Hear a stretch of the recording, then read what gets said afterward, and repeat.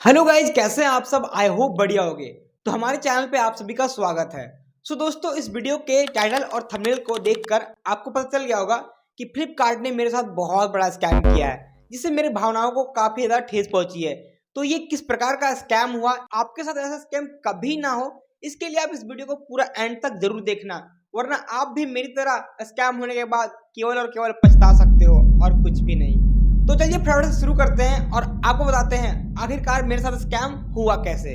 तो गाइस, इस स्कैम की शुरुआत फ्लिपकार्ट के बीबीडी सेल से होती है। ये बीबीडी सेल वही सेल है जो कि फ्लिपकार्ट का एक मोस्ट पॉपुलर सेल है, जिसमें इंडिया के मैक्सिमम लोग शॉपिंग करते हैं और भाई इसी का ये लोग फायदा उठाते हैं। अब कैसे, आइए मैं बताता हूँ। एक्चुअली में दोस्तों, मुझे एक लैपटॉप परचेज करना था, तो मैंने सोचा फ्लिपकार्ट का बिग बिलियन डे आएगा तो उस टाइम मैं ऑर्डर करूंगा तो मुझे काफ़ी ज़्यादा डिस्काउंट मिलेगा।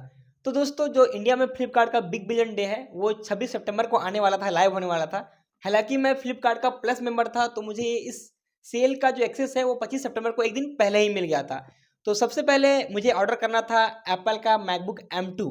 तो मैंने भाई इस लैपटॉप को ऑर्डर करने का 25 सितंबर के रात के 12 बजे, यानी कि लगभग 25 सितंबर को रात के 12 बजे मैंने ऑर्डर करने का ट्राई किया। मेरा जो पेमेंट है वो 2 बार फेल हो गया, और जब तक भाई मेरा पेमेंट 2 बार फेल हुआ ना, तब तक इस लैपटॉप का प्राइस है ना इंक्रीज हो गया, बढ़ गया। तो भाई मैं उस टाइम डिमोटिवेट हो गया और मैंने भाई ऑर्डर नहीं किया। 25 सितंबर को मैंने ऑर्डर ही नहीं किया लैपटॉप को। उसके बाद 26 सितंबर को मैंने ऑर्डर नहीं किया, क्यों भाई, क्योंकि इसका प्राइस बढ़ गया था। फिर मैं ऑर्डर करने का क्या फायदा, कोई फायदा ही नहीं, डिस्काउंट मिलता ही नहीं, तो फिर क्या फायदा। बट किसी तरह से मेरा माइंड में कुछ आया 27 सितंबर को कि मुझे ऑर्डर करना चाहिए, और मैंने फाइनली 27 सितंबर को एप्पल मैकबुक M2 फ्लिपकार्ट से ऑर्डर कर लिया बढ़े हुए प्राइस में। और यहाँ पे फ्लिपकार्ट वालों ने मुझे को यहाँ पे ऐप में दिखा दिया कि 2 अक्टूबर को मेरा जो लैपटॉप है वो डिलीवरी हो जाएगा। यानी कि एक्सपेक्टेड डेट था डिलीवरी का वो 2 अक्टूबर था, जिसे भाई फ्लिपकार्ट वाले प्रॉमिस डेट भी कहते हैं। बट यहाँ पर तो भाई सब कुछ नॉर्मल चल रहा था। मेरा प्रोडक्ट का पैकिंग होता है, शिपिंग होता है, और 30 सितंबर को मेरा जो एप्पल मैकबुक M2 है वो हज़ारीबाग हब में आ जाता है। हज़ारीबाग यानी कि मेरा हज़ारीबाग जो डिस्ट्रिक्ट है मेरा, मतलब नियर बाय मेरा सामने का जो हब है वहाँ तक ये पहुँच जाता है, मेरे को ऐप में दिख जाता है। और जब मैं कस्टमर केयर वालों को भी फ़ोन करके पूछता हूँ कि मेरा कहाँ पे, मैं भाई क्योंकि देखो पहली बार कि भाई इतना महंगा प्रोडक्ट मैं पहली बार मंगा रहा था, काफ़ी ज़्यादा एक्साइटेड था। तो मैं हर बार कस्टमर केयर से फ़ोन करके पूछते रहता था कि कहाँ तक पहुँचा है, किस प्रकार का क्या प्रोसेस है। तो वो लोग मेरे को बताया कि आपका जो 30 सितंबर को हज़ारीबाग हब में आपका है। और उन्होंने मेरे को दिलासा भी दिला दिया कि 2 तारीख को आपको पक्का ये लैपटॉप डिलीवर कर दिया जाएगा। तो इस चीज़ को लेके मैं काफ़ी ज़्यादा एक्साइटेड था, काफ़ी ज़्यादा खुश था। मेरा खुशी का ठिकाना ही नहीं था, क्योंकि भाई पहली बार मैं इतना महंगा प्रोडक्ट परचेज कर रहा हूँ, वो भी एप्पल का। तो भाई खुश होना तो भाई बनता है, एक्साइटेड होना तो बनता है। बट मुझे कहाँ पता था कि मेरे साथ इतना बड़ा स्कैम होने वाला है। 1 अक्टूबर बीत गया, 2 अक्टूबर का लगभग 11 बजने को है, और अभी तक मेरे को फ्लिपकार्ट की ओर से कोई भी मैसेज नहीं आया, कोई भी नोटिफिकेशन नहीं आया। क्योंकि दोस्तों फ्लिपकार्ट या फिर अमेजोन से जितने भी ऑनलाइन शॉपिंग ऐप्स हैं, उन सब से अगर कोई प्रोडक्ट आपको जिस दिन डिलीवर होने वाला रहता है, उस दिन आपको सुबह सुबह मैसेज आ जाएगा आउट ऑफ डिलीवरी का, कि आपका जो प्रोडक्ट है आउट ऑफ डिलीवरी हो गया, आपके घर के लिए निकल चुका है। बट 11 बजे तक मेरे पास कोई भी मैसेज नहीं आया। तो मैंने कस्टमर केयर को कॉल किया, तो उन्होंने क्या कहा कि 8 बजे रात तक आपका वेट करो, आपका डायरेक्टली आपके घर तक ये प्रोडक्ट पहुंच जाएगा। ठीक है, मैंने 8 बजे तक वेट किया। उसके बाद फिर 8 बजे तक जब नहीं पहुंचा शाम तक, तो भाई तब तक मेरे को लगने लगा, शक होने लगा कि भाई कुछ तो गड़बड़ है, मेरा प्रोडक्ट क्यों नहीं आ रहा है। तो मैंने कस्टमर केयर को फिर से कॉल किया, और कस्टमर केयर वालों ने क्या बताया मेरे को कि जो आपका जो ये प्रोडक्ट है वो आप 5 तारीख को आएगा, मतलब 2 तारीख को, 2 अक्टूबर को नहीं आएगा, 5 अक्टूबर को आएगा। मैंने पूछा क्यों, तो उन्होंने कहा कि भाई बीबीडी सेल चल रहा है, अभी काफ़ी ज़्यादा बिजी चल रहा है, तो आपका प्रोडक्ट 5 तारीख को आएगा। आपका जो प्रोडक्ट है आप निश्चिंत रहिए, आपका प्रोडक्ट हज़ारीबाग में ही है।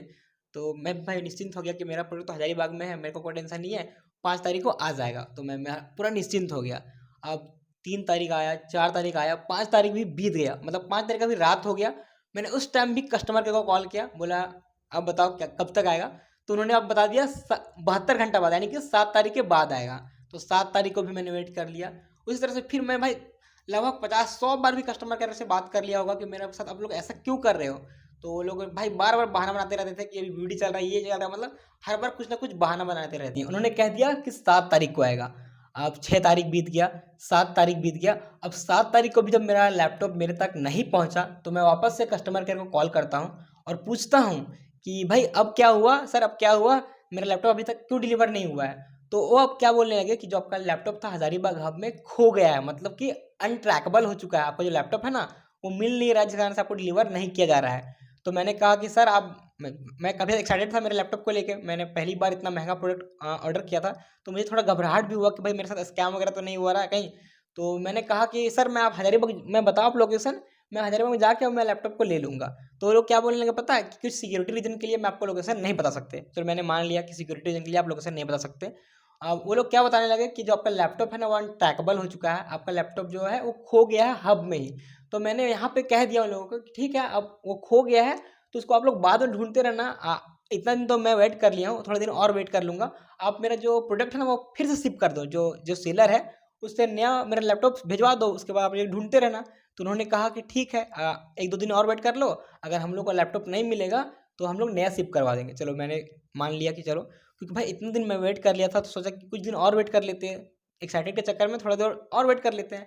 तो 7 तारीख बीत गया पूरा वैसे ही, 8 तारीख को बीत गया, 9 तारीख आ गया। अब 9 तारीख को जब मैंने वो कस्टमर जब 9 तारीख को मेरे पास नहीं पहुंचा मेरा लैपटॉप, मैं कस्टमर केयर को फिर से कॉल किया। और गाइज मैं आप सबको बता दूं, मैंने कस्टमर केयर को भाई लगभग 100 बार से भी अधिक बार कॉल कर चुका हूँ, मैं उससे बात कर चुका हूँ।